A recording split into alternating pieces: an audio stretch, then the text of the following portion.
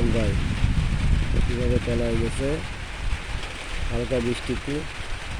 ওই যে পুকুর তলায় গেছে, ওই পাশের গিয়েগুলো দেখেন ভাই খালি রয়েছে।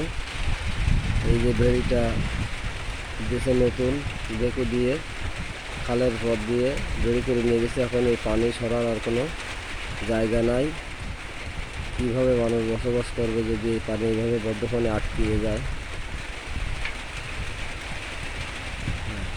ওই যে সাদা বস্তা দেখা যাচ্ছে, ওইখানে আছে ঘাস খাল। আর ওই যে নেট দেখা যাচ্ছে, ওই যে একটা লোক যাচ্ছে বস্তা নিয়ে খালের বেরির পথ দিয়ে, ওই আছে খাল।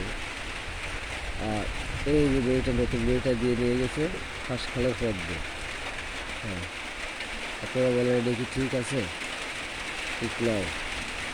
দেখেন ভাই ওই বেড়িগুলো সব তলায় গেছে, ওই পিছনের বেড়িগুলো রাগড়া রয়েছে, খালি রয়েছে, সব তলায় গেছে।